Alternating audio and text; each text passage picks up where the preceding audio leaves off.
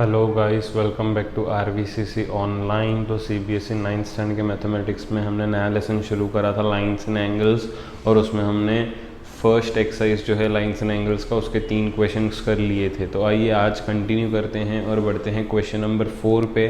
पढ़ते हैं question number 4। तो लिखा है कि in the figure 6.16 if x plus y is equal to w plus z then prove that AOB is straight line. मुझे AOB को एक स्ट्रेट लाइन बताना है ना। मुझे AOB को एक स्ट्रेट लाइन बताना है। तो किस तरीके से बताएंगे आइए देखते हैं।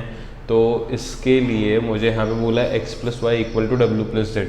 तो ये x प्लस वाई जो है वो w प्लस जेड के बराबर है, ऐसा उन लोगों ने कहा है। तो सबसे पहले मैं लिखता हूँ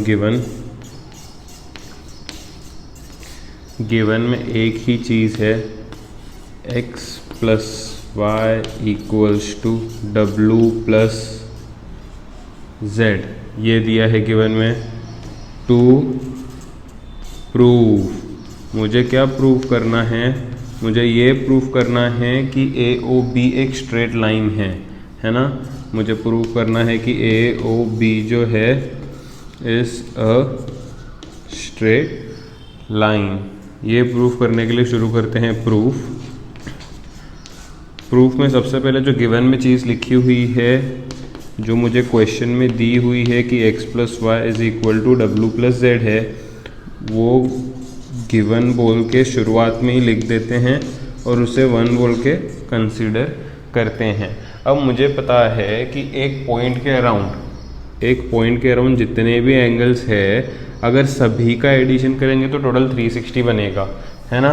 टोटल 360 बनेगा। मान लो ये एक पॉइंट है और इस पॉइंट के अराउंड जितने भी एंगल्स है सभी का एडिशन करेंगे तो 360 का मुझे सम मिलता है। Addition of all angles around a point is 360। तो मैं यहाँ पे वही लिखता हूँ, पॉइंट O है, O के सराउंडिंग जितने भी एंगल्स है सबका एडिशन करेंगे तो 360 होगा। तो मैं लिखता हूँ वही, addition of all angles around point O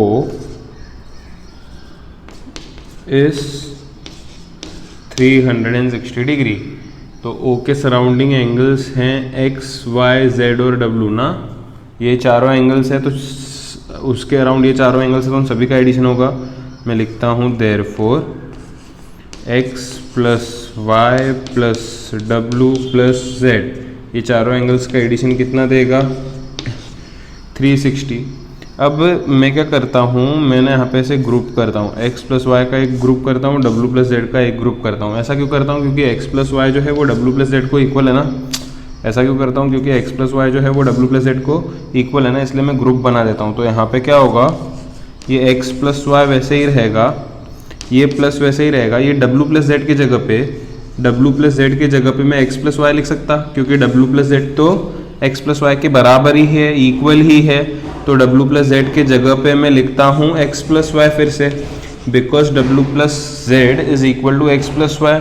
ये इसके बराबर है तो इसके जगह पे वो लिख दिया, है ना, इक्वल टू 360। ये कहाँ से लिखा? फ्रॉम 1 में हमने लिखा था ना कि दोनों इक्वल हैं, तो w plus z x plus y को इक्वल था तो w प्लस जेड की जगह पे x प्लस वाई लिख दिया। अच्छा, ये x plus y plus x plus y क्या है? 2 टाइम्स ब्रैकेट में x plus y equal to 360। 2 जब नीचे जाएगा, समझ रहे हो, x plus y plus x plus y 2 times x plus y हो जाएगा इक्वल टू 360। तो यहाँ पे 2 जब नीचे जाएगा तो 360 डिवाइड बाई 2 हो जाएगा। 2 से जैसे ही डिवाइड करोगे तो 180 आ जाएगा, है ना। x प्लस वाई कितना आया? 180 डिग्री आया। x प्लस वाई कितना आया? 180 डिग्री आया। अगर ध्यान से देखोगे तो ये A है, ये O है, ये B है, ये कुछ ऐसा है। यहाँ पे x है, यहाँ पे y है ना। ये x प्लस वाई का एडिशन 180 है, मतलब ये तो लीनियर पेयर बन रहा है ना। ये तो लीनियर पेयर बन रहा है। लीनियर पेयर सिर्फ स्ट्रेट लाइन पे ही बनता है, ये हमने पढ़ा हुआ है ना। लीनियर पेयर सिर्फ स्ट्रेट लाइन पे बनता है। अगर स्ट्रेट लाइन है तो लीनियर पेयर का एडिशन 180 आएगा। अगर लीनियर पेयर का एडिशन 180 आ रहा है मतलब AOB जो है वो स्ट्रेट लाइन होगा। देखो मैंने बोला था कि एडजेसेंट एंगल्स का ये ऐसा स्पेशल केस है जहाँ पे जो नॉन कॉमन आर्म्स है वो स्ट्रेट लाइन बना देते हैं, है ना। तो अगर AOB ने स्ट्रेट लाइन बनाया है तभी तो लीनियर पेयर का एडिशन 180 आया है, क्योंकि स्ट्रेट लाइन जो है वो ही 180 देता है। तो if it is a straight line then sum of linear pairs is 180, and if angles का sum is 180 then we say AOB is straight line। straight line होता है तो सम कितना आता है 180। अगर एंगल्स का सम 180 है मतलब लाइन क्या होगा, स्ट्रेट होगा। समझ रहे हो, स्ट्रेट लाइन होता है तो एंगल्स का सम 180 आता है। अगर एंगल्स का सम 180 आ रहा है मतलब वो स्ट्रेट लाइन होगा। तो यहाँ पे एंगल्स का सम 180 आया है, मैं लिखता हूं as sum of angles x and y is 180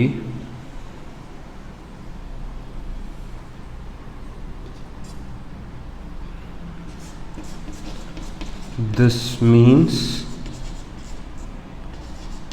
angles form a straight line, therefore angle straight line बना रही है। एंगल्स किसके साथ हैं, AOB के साथ हैं, तो AOB is a straight line, hence proof। तो इस तरीके से करना है। मैंने क्या करा है, sum of all angles around a point 360 बोला है, तो x प्लस वाई प्लस डब्ल्यू प्लस जेड चारों लिख दिया, x प्लस वाई को वैसे ही रखा। अच्छा, डब्ल्यू प्लस जेड तो x प्लस वाई के बराबर है, तो डब्ल्यू प्लस जेड की जगह पे x प्लस वाई रखा, x plus y plus x plus y 2 times x plus y equal to 360 हो जाएगा। 2 नीचे जाएगा तो x प्लस वाई 180 होगा। स्ट्रेट लाइन में एंगल्स का सम 180 आता है। अब उसका उल्टा सोचते हैं, अगर एंगल्स का सम 180 है मतलब स्ट्रेट लाइन होगा, तो ये एंगल्स का सम 180 आया, this means angles form a straight line. वो कौन सी लाइन है, AOB है, हेंस प्रूफ। मुझे AOB को ही लाइन बताना था, जो कि मैंने यहाँ पे कर लिया है। आई होप सभी को समझा होगा। स्क्रीन पॉज कर लो, नोट करो। आइए तो बढ़ते हैं क्वेश्चन नंबर 5 पे और देखते हैं 5th क्वेश्चन में क्या दिया गया है। 5th क्वेश्चन में कहा है इन द फिगर 6.17 ये डायग्राम है, POQ is straight line, POQ एक स्ट्रेट लाइन है, ray OR is perpendicular to line PQ। ये जो OR है वो PQ को परपेंडिकुलर है, इसलिए यहाँ पे 90 डिग्री देखते होंगे। परपेंडिकुलर हमेशा 90 डिग्री बनाता है। OS इज अनदर रे, OS कोई दूसरा रे है, lying between OP and OR, जो कि OP और OR के बीच में आता है। देन प्रूव दैट, PT मतलब क्या, prove that ROS angle ROS is equals to half QOS minus POS is equal to half QOS minus POS। तो ये करना है। अब देखो, सबसे पहले ना, मैं बहुत ही सिंपल क्वेश्चन है, अगर अच्छे से समझ लोगे एक बार में ही तो आसानी से कर लोगे। सबसे पहले मैं लिखता हूँ गिवन में मैं लिखता हूँ OR is perpendicular to line PQ, ray OR ये परपेंडिकुलर का सिंबल है टू लाइन PQ। उसके बाद बस इतना ही गिवन है, इम्पोर्टेंट इतना ही है। उसके बाद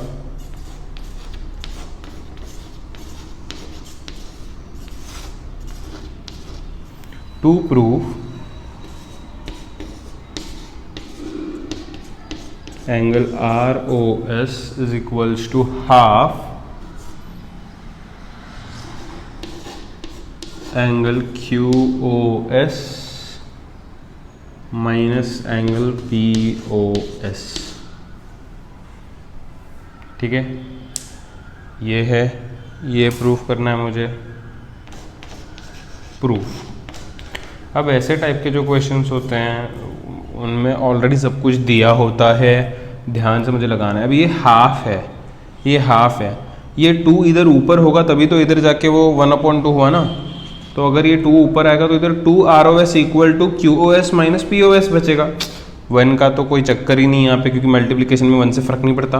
नीचे का 2 अगर ऊपर भेजोगे तो यहाँ पे कितने ROS है, 2 ROS है, 2 ROS equals to QoS minus PoS, ऐसा हो रहा है, QoS माइनस PoS ऐसा हो रहा है। कितने ROS है, 2 है ना। 2 क्यों है मैं बोल रहा हूँ, क्योंकि ये 2 ऊपर होगा तभी तो ऊपर का नीचे गया है। थोड़ा सा सोचने की कोशिश करो, तो 2 ऊपर होगा तो क्या होगा, 2 ROS हो जाएगा। अब देखो मैं क्या करता हूँ, सबसे पहले ना मैं लिखता हूँ यहाँ पे ray OR is perpendicular to line PQ। ये कहाँ से आया, ये गिवन है, मेरे मन से तो नहीं आया, ये गिवन है कि ये जो है रे OR ये PQ को परपेंडिकुलर है। परपेंडिकुलर होने के वास्ते ये एंगल 90 है, क्वेश्चन के डायग्राम में भी देख सकते हो। मैं लिखता हूँ therefore angle ROQ is equals to 90 degree. अगर ROQ 90 है एक तरफ तो ROP दूसरे तरफ भी 90 ही होगा। ये वाला एंगल ROQ अगर 90 है तो ROP भी 90 ही होता है ना। एक तरफ अगर 90 है तो दूसरी तरफ 90 ही बचता है। वैसे भी स्ट्रेट लाइन है 180 होगा, है ना। तो अगर एक तरफ 90 है परपेंडिकुलर में तो दूसरी तरफ भी 90 होता है। मैं लिखता हूँ देयरफॉर एंगल ROP डायरेक्टली लिख सकते हो कि 90 है। इसका रीज़न अगर चाहते हो लिखना तो लीनियर पेयर लिख सकते हो, ठीक है। तो एक तरफ अगर 90 है तो दूसरी तरफ जो है वो बड़ा एंगल, देखो ROQ 90 है तो ROP 90 होगा, ठीक है। तो ये जी हो गया यहाँ पे। अब मुझे मैंने क्या बोला, 2 को अगर ऊपर शिफ्ट करोगे तो 2 ROS मिलेगा। अब ROS को देखो मैं कैसे लिखता हूँ, ROS को देखो मैं यहाँ पे कैसे लिखता हूँ, अच्छे से देखना है यहाँ पे, क्योंकि सभी खेल यहाँ पे ही है, बच्चे यहीं पे कंफ्यूज होते हैं। ROS को मैं पहले कैसे लिखता हूँ, देखो ROS मतलब ये बीच वाला एंगल है ना। अभी ROS को मैं कैसे लिखता हूँ, ये ROS को मैं कैसे लिखता हूँ, क्योंकि मुझे यहाँ पे QoS चाहिए एक बार, तो ये ROS को मैं कैसे लिखता हूँ, देखो QoS, ये पूरा बड़ा एंगल QoS, उसमें से अगर मैं QoR माइनस कर दूँ, ये QoS में से अगर मैं QoR माइनस कर दूँ इतना, तो क्या बचेगा, ROS ही बचेगा। समझ पा रहे हो, ROS ही बचेगा। देख लो यहाँ पे ROS ही बचेगा। ये क्या है, QoS। QoS क्यों ले रहा हूँ, क्योंकि प्रूफ में मुझे यहाँ पे चाहिए QoS। तो मैं यहाँ पे ROS को लिखने का तरीका बता रहा हूँ, कैसे एक्सप्रेस करूँगा मैं उसको। QoS, ये बड़ा एंगल दिख रहा है, उसमें से अगर मैं QoR माइनस कर लूँ, हटा दूँ, तो क्या बचेगा, ROS बचेगा कि नहीं। तो ROS को एक्सप्रेस कैसे करता मैं, angle QoS minus angle QoR, QoS minus QoR, ये माइनस कर देंगे। QoR तो 90 है, तो अगले स्टेप में मैं लिखता हूँ angle ROS equal to QoS minus 90 degree. समझ में आया। तो इसको ना मैं क्या करता हूँ, 1 बोल के रख देता हूँ यहाँ पे। ऑल्सो ROS को एक और तरीके से एक्सप्रेस कर सकते हैं, क्योंकि यहाँ पे ये भी चाहिए ना, तो PoS में भी एक्सप्रेस कर सकते हैं। अब ये तो तुम लोग भी इमेजिन कर सकते हो, वैसे ही करना है। देखो यहाँ पे ध्यान देना, यहाँ पे मैंने क्या करा था, इसके पहले वाले में QoS में से QoR माइनस करा था। देखो QoR माइनस करा, ROS बच गया था। अब यहाँ पे भी मेरे को अगर ROS को एक्सप्रेस करना है तो मैं क्या करूँगा, ROS को मतलब इतने ही एंगल को एक्सप्रेस करना है, तो पूरे POR में से POS को माइनस कर लूँगा। देखो ना, POR मतलब ये पूरा एंगल, उसमें से अगर ये POS माइनस कर देंगे तो क्या बचेगा, ये वाला एंगल बचेगा ROS, ये वाला एंगल बचेगा ROS। तो वैसे ही एक्सप्रेस करेंगे POR माइनस POS, तो उसमें POS भी आ जाएगा, मुझे POS चाहिए था। तो POR में से अगर POS माइनस कर दूं मैं तो ROS बचेगा। तो फिर से वही करूंगा मैं, POR माइनस POS।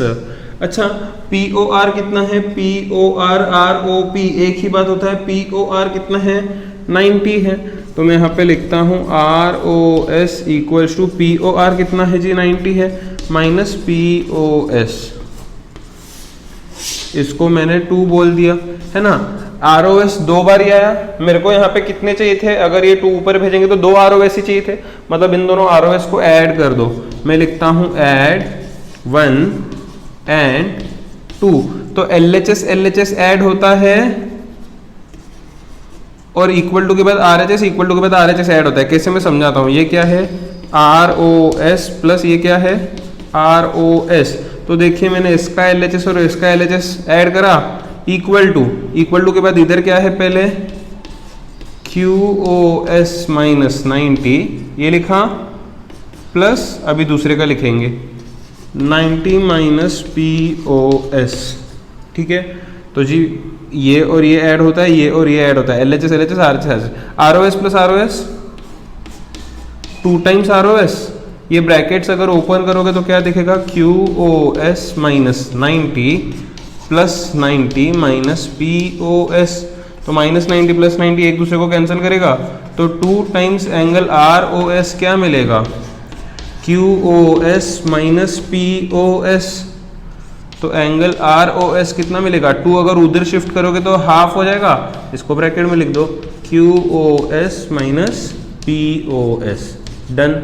यही प्रूफ करना था, देख लो कितना सिंपल था, राइट।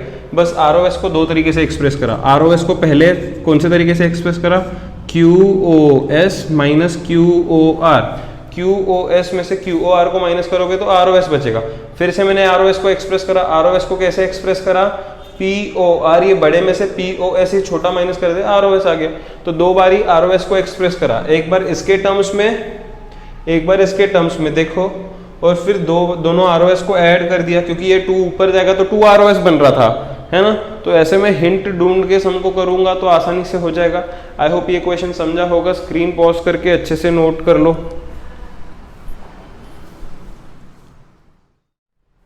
तो आइए बढ़ते फाइनली आखिरी क्वेश्चन पे इस एक्सरसाइज के, जो कि है 6th question.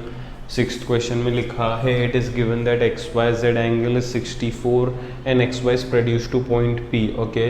Draw a figure from the information given, if रे YQ bisects angle ZYP, find XYQ and reflex of QYP। तो डायग्राम नहीं दिया, डायग्राम मुझे बनाना है। मुझे सबसे पहले बोला है XYZ इज 64, तो फिर एक एंगल बना लेते हैं, ये एंगल को नाम देते हैं XYZ, ये कितना है 64 है, राइट, ये तो बन गया। उसके बाद बोला XY is produce two point P, ये XY है, इसको प्रोड्यूस करना है ना। कहाँ तक प्रोड्यूस करना है, अप टू पॉइंट P मैंने प्रोड्यूस करा है। ड्रॉ द फिगर बन गया फ्रॉम द इंफॉर्मेशन गिवन। उसके बाद बोला है इफ रे YQ बाइसेक्ट्स ZYP, ZYP को एक दूसरा रे बाइसेक्ट करता है जिसका नाम है YQ, ये YQ, ठीक है, ये YQ बाइसेक्ट कर रहा है। बाइसेक्ट मतलब इक्वल पार्ट्स में डिवाइड करना, है ना। कौन से एंगल को बाइसेक्ट कर रहा है, ZYP को, ZYP को ये बाइसेक्ट कर रहा है। देखो YQ bisect ZYP, YQ bisect ZYP, मतलब ZYP जो पूरा एंगल था वो 2 इक्वल पार्ट्स में डिवाइड हो गया। बाइसेक्ट का मतलब इक्वल पार्ट्स में डिवाइड हो जाना।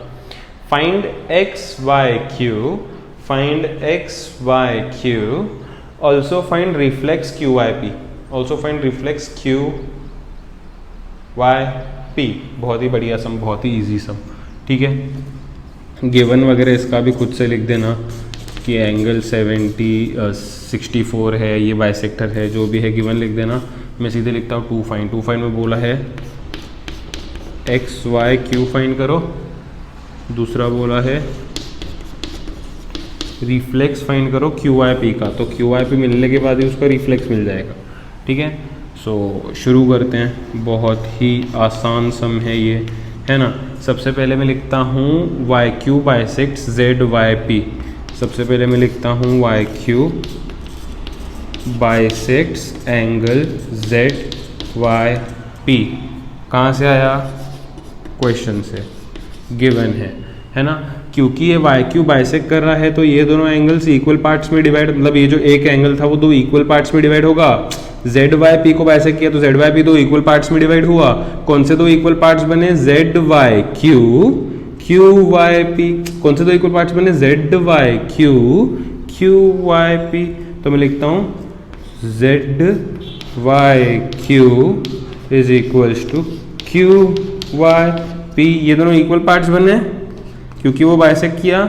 मैं लिखता हूँ लेट ये जो इक्वल पार्ट्स बने जेड वाई क्यू और क्यू वाई पी, इनको मैं x पकड़ लेता हूँ, ये दोनों को मैं x पकड़ लेता हूँ क्योंकि ये बाइसेक्ट किया है तो इक्वल होगा, तो मैं दोनों को x पकड़ लेता हूँ। अच्छा, पी वाई एक्स एक स्ट्रेट लाइन है ना, P Y X is a straight line. Straight line में सभी एंगल्स का एडिशन कितना होता है? 180। तो यहाँ पे कितने एंगल से देखो, यहाँ से शुरू हो रहा है straight line P Y q,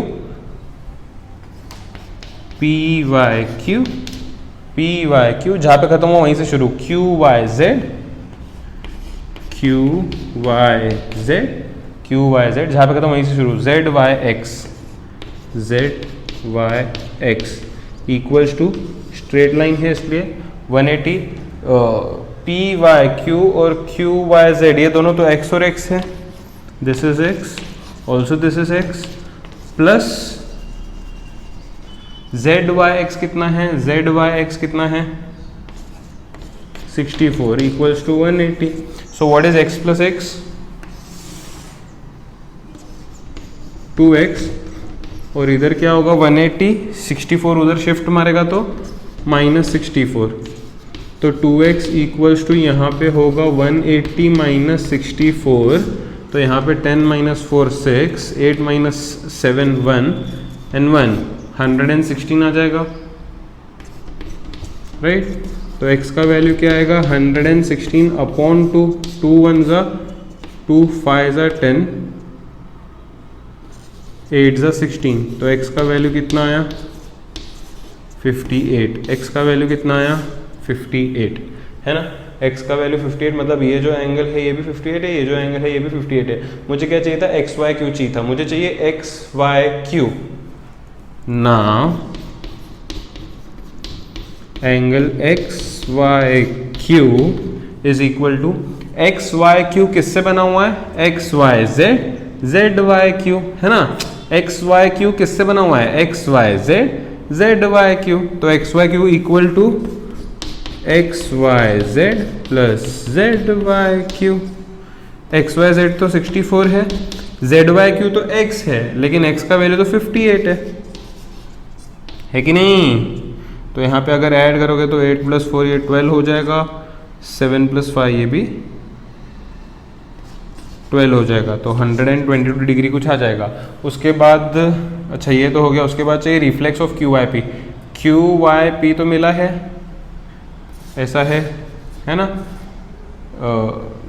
तो रिफ्लेक्स चाहिए मुझे उसका, ये मुझे मिला है क्यू वाई पी, है ना, कुछ x है, उसका मुझे यहाँ पे रिफ्लेक्स चाहिए। क्लॉकवाइज भी जा सकता है, एंटी क्लॉकवाइज भी जा सकता है। रिफ्लेक्स मतलब कोई भी एंगल का रिफ्लेक्स कैसे ढूंढते हैं? 360 में से वो एंगल को माइनस करना है, मैंने बताया था, शायद फर्स्ट क्वेश्चन में ही बताया था, ये x है इसके।